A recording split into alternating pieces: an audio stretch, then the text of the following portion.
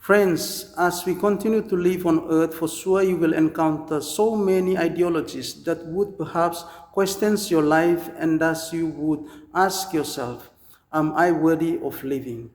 Therefore, I would like to give you one of the existentialist philosopher, Jean-Paul Sartre, his critiques of immortality and the problem of personal identity after death.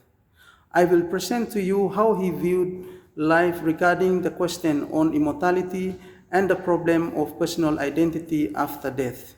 According to Paul Sartre, how to live worthy life is central to his theory of existentialism. Thus, in his theory, he seeks answer for authentic existence. Can I live the present meaningfully? Hence, he argued that existence precedes essence. We exist first, then later we define our essence, meaning humans create their purpose through choices, embracing the present and living authentically. He rejects the idea that death provides meaning to life, arguing instead that it is merely a physical fact, something that happens but does not define one's existence. Sartre saw death as external to life, meaning that it does not contribute to the individual personal identity or sense of self. He believed that death does not shape one's freedom or choices. Rather, it is something that happens to a person from the outside, reducing them to an object for others.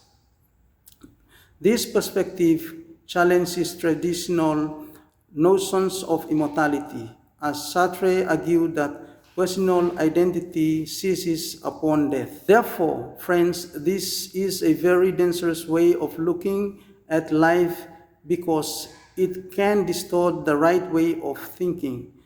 Thus, you might say, anyway, there is no life after death, therefore I can do anything I want with my life. Anyway, there is no meaning after life, so why do I have to choose to live my life morally? Friends, life is worth living. Everything exists for a reason. Hence, we exist for a reason. The very fact that things are dying tells us there is life goes beyond the physical world. Hence, death is an essential part of existence, one that grants life its urgency and significance, that life is worth living because there is life after death.